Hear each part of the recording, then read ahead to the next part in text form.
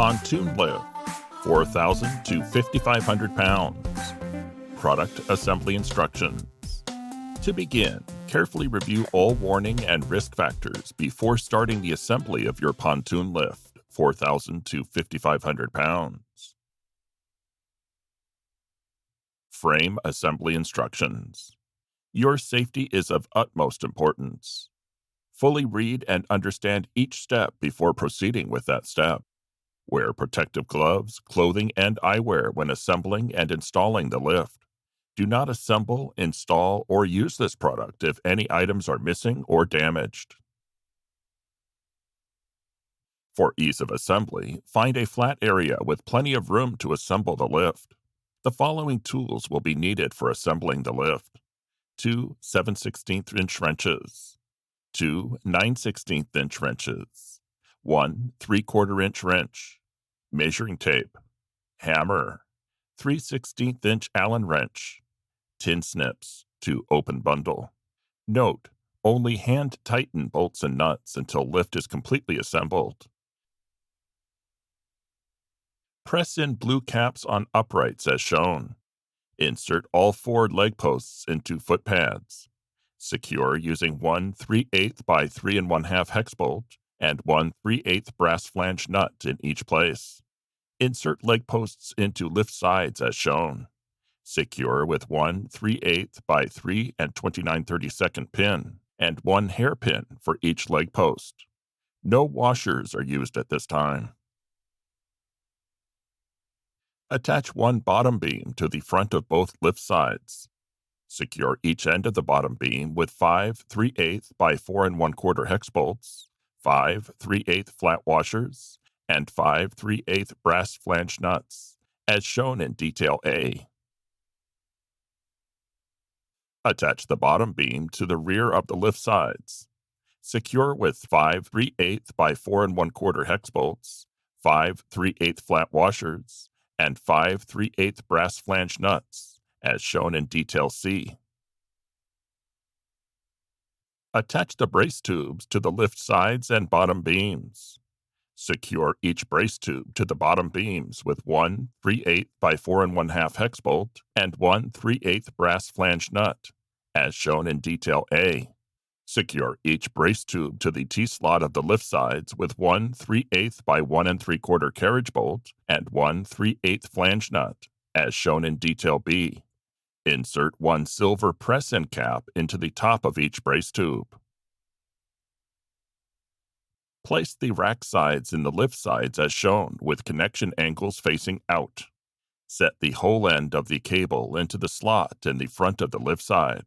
Secure with 1 4 1/4 hex bolt, 1 flat washer, and 1 brass nut, as shown in detail A. Insert the bolt end of the cable through the hole in the top of the lift side in the rear of the lift. Secure with 1 1/2 flat washer and 1 1/2 brass nylock nut, as shown in detail B. Attach the rear rack to the rack sides. Secure at each end with 2 3/8 by 1 1/4 hex bolts, 2 3/8 flat washers, and 2 3/8 brass flange nuts, as shown in detail A. Secure end of cable to the lift side with 1 3/8 by 4 1/4 hex bolt, 1 3/8 flat washer, and 1 3/8 brass flange nut, as shown in detail B. Note: use 1/2 by 4 1/2 bolts on pontoon lifts and 5 to 6,000 V-rack lifts. Insert the bolt on the rear rack cables through the hole in the top of the lift sides. Secure each cable with 1 1/2 flat washer and 1 1/2 brass nylock nut, as shown in detail C.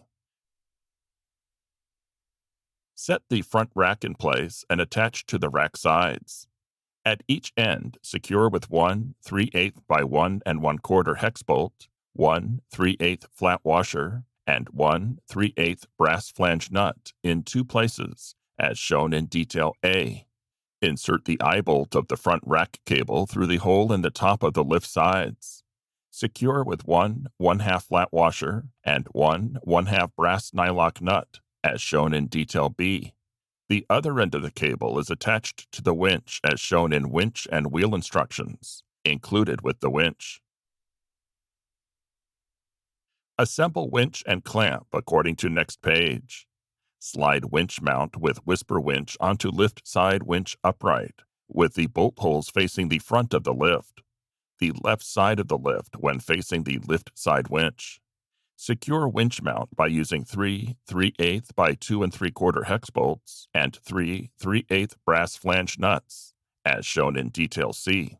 The winch mount is attached to the lift side winch upright that is 12 inches longer than the three other uprights, and the top should be flush with the top of the lift side winch upright. Now, firmly tighten all nuts and bolts. Whisper winch attachment. Attach the two winch mounting bolts to the whisper winch. Make sure mounting bolts are fully threaded into winch case, as shown. Insert the winch mounting bolts into the mounting slots of winch mount clamp.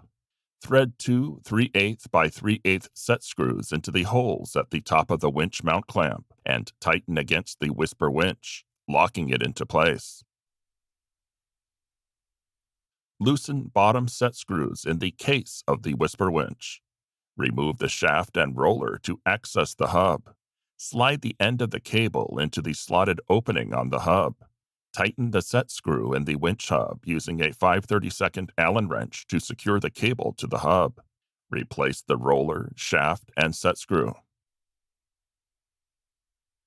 Integrated winch to winch clamp. Unscrew the 4 Phillips screws and take the lid plate off. Take out the 4 7/16 bolts that hold the back plate on and remove the back plate. Place a 1/2 inch lock washer on both 1/2 inch hex bolts and insert them through the back plate and finger tighten a flat washer and nylock nut. Slip the winch clamp on between the lock washers and the back plate and tighten securely. Follow step 2 and then step 1 to reassemble the winch box. Winch mounting. Slide winch clamp and integrated winch over winch leg tube and tighten 1 inch down from the top of tube. If winch clamp is moved further down than 1 inch, there is an increased chance of the cable contacting the lift side V-brace. Cable attachment. Insert cable into the bottom hole of the winch drum. Do not let cable exit through the other end of the drum. Hold cable in position and operate winch down until there is access to tighten the hex key set screw, and tighten.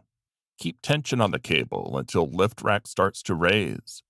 Pull back on the cable like a bowstring through the bottom of the lift side diagonal. If rack is lowered and slack is obtained in the winch cable, unwind cable out completely and rewind cable back onto drum, as noted above.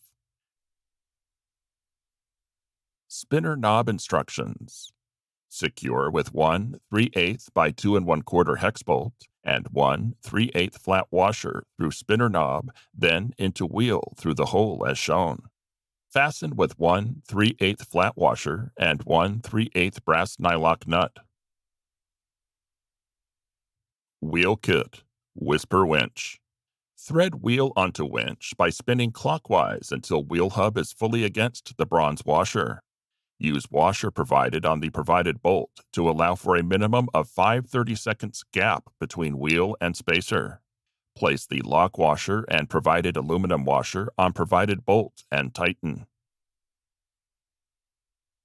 Proper cable locations. To avoid personal injury, be sure washer is in place and that nylock nut is tightened so at least 1/4 inch is exposed. Failure to attach cables, eye bolts, washers, and nylock nuts correctly could result in a severe crushing, cutting, or pinching injury. Severe damages to lift or boat could also occur. Proper cable adjustment. There are 4 cables with eye bolts and nuts that must be adjusted to properly level cables. These eye bolts are all located near the rear uprights as shown. Turn wheel so front rack beam raises about 6 inches above the bottom of frame. Adjust cables so all corners of rack are the same distance from the frame. Installation instructions. Warning: do not under any circumstances endanger yourself or risk damage to your lift or boat when installing. Measure the water depth of the position you want to locate the lift. Measurements should be taken at both the projected position of the end nearest shore and the end furthest from shore. Before installing, adjust lift legs so that the boat can float into position before raising, while still allowing a high enough position that the boat can be fully raised up and out of the water. Carry, lift, or slide the lift into position alongside the dock. Ensure that your lift is level. Measure the distance from the top of the crossbeam to the water surface. The distance at each of the four corners of the lift should be within 2 inches of each other. If they are not, adjust the legs accordingly. Position the bunk bracket to fit the watercraft so that it does not come into contact with the frame of the lift. After loading and operating the lift, proceed to the operating instructions. Remove the boat and recheck that the lift remains level. Operating instructions. Now that you have installed and leveled the lift, you are ready to raise your boat for the first time. Prior to use, see to it that anyone who may use the lift looks upon the unit not as a toy, but as a heavy piece of equipment that deserves your respect and good judgment. Be sure the lift rack and cradles or bunks are positioned below the water surface so they will not interfere with the boat floating into position. Properly balance and center the boat on the lift prior to raising. The boat should be positioned with the center of gravity near the middle of the lift. For most rear-engine mounted boats, this requires you to position the boat somewhat forward in the lift. Turn wheel in direction of arrow, clockwise, to raise lift. A clicking sound is heard when properly raising the lift. Turning the wheel and wrapping the cable in the wrong direction may cause fast spin down of the wheel. Carefully bring the lift up until the bunks or cradles have secured the boat. Then, stop the lift and check to see that the bunks or cradles have automatically positioned themselves to the shape of the hull, as they are designed to do.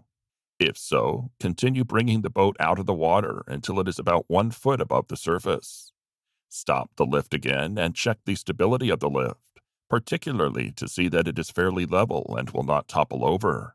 Finally, continue lifting the boat while paying close attention to the positioning of the lift until it is at its desired height. After loading and operating the lift, remove the boat and recheck that the lift remains level. See Step 4 of the installation instructions. If the lift is not level, the legs should be adjusted accordingly. Because the lift may settle and become unbalanced, the lift levelness should be rechecked 2 weeks after installation and periodically as needed. If the lift is without a boat in it for more than a day, raise the rack, pulleys, fully out of the water to help prevent corrosion of these parts.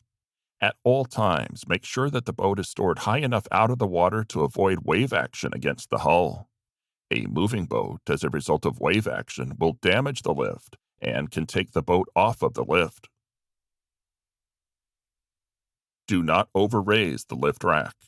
Stop before the top of the rack hits cable loops attached to eye bolts. Over-raising could cause damage to winch, cables, or other parts. Do not over-lower rack so that slack develops in cable. Doing this could cause cable to jump off winch spool. This may result in sloppy wrapping of cable next time you raise the lift, resulting in premature wear or cable breaking. Turn wheel down 1 or 2 turns past point when craft begins to float.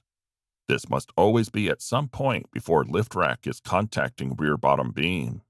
Then, turn the wheel slightly until clicking sound is heard to secure wheel position and brake on winch. Properly cover your boat or pull your boat's plug when the boat is in a raised position. Rainwater accumulating in your bilge can quickly increase your gross weight over the capacity of the lift. Do not leave the lift or boat on lift in water if ice formation is possible. Ice can severely damage your boat lift. Check cables for frays, corrosion, or breaks at least once a month. A cable breaking while the boat is in lift could damage the boat or the lift. Severe bodily injury could also occur. Spring and fall checks. Inspect nuts and bolts for damage, wear, or loose connections. Tighten or replace parts as needed. Inspect lift frame, pulleys, winch, and pivot points for unusual wear, damage, or bent parts.